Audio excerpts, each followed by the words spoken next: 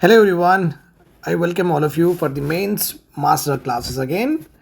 So there is one article that reads this way: digitalization plus reforms plus inclusion.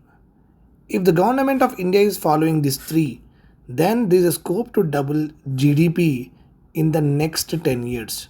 This was the article.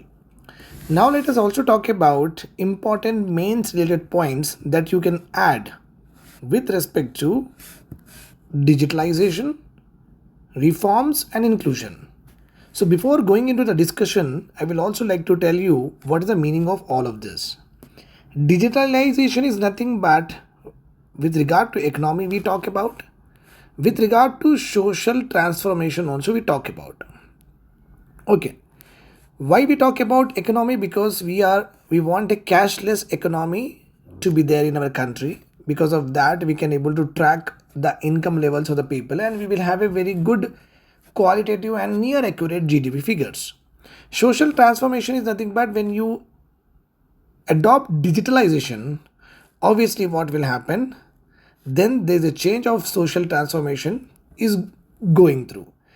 Means through the digital devices, when you are able to access your services, it is important that whenever digitalization happens, two important things need to be taken care of. Government should give that infrastructure, which we call it as digital infrastructure, which could be a website, which could be app whatsoever.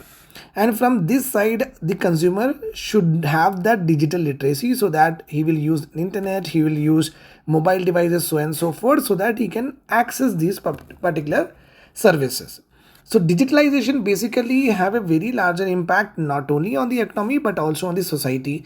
It reduces corruption, it reduces the interface between the people and the government, and very less interface between these two always resulted in what? Much more credibility of the government, and also more satisfaction level to the consumers. Now the report went on to say that these three, digitalization plus reforms plus inclusion. Inclusion, you know very well, we are talking about, okay, the various sections of society. Various sections of society. Basically, we call them as okay. Gender is one section where we are having male and female. Then with regard to the class, we are having poor, middle class, and rich class. With regard to the caste, we are having SC, ST, okay, minorities. So basically, we these are called as what? Sections of society, and these are also called as weaker sections of society. In this, you can say that male is not a weaker section, but female is a weaker section.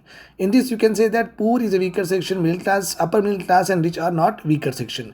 SC, ST minorities are weaker section according to government. OCs are non-weaker section, right? I guess this is clear to you. So if the government is going towards inclusion, means taking care of all the disadvantaged sections of society and trying to make things accessible to them, whether it is health or education or entrepreneurship abilities or skill development, if government is trying to give them all of these, then obviously in the next 10 years we are going to double our GDP. That is the thing.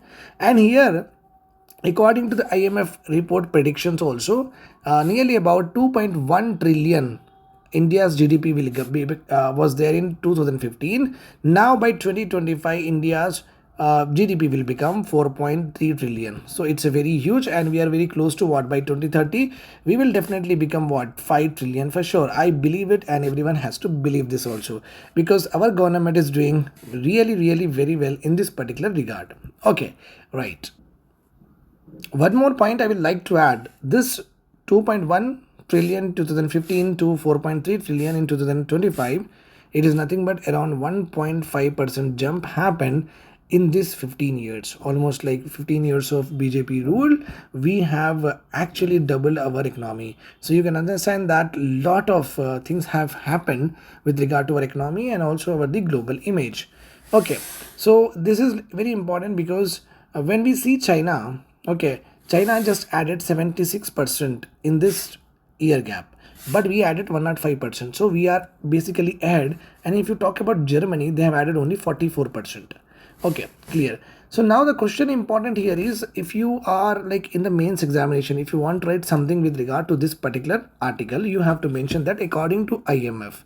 Okay, whenever they ask GDP prospectus like that, or GDP related questions come, no, or when you're writing the conclusion Okay, or when you're writing the scope that whether we will achieve the Viksit Bharat or not, there you can add this. According to IMF, in 2015 the GDP of our country is 2.3 trillion. It increased to around 4.3 trillion by 2025. That led to what 1.5% of increase in the GDP, like that you can say.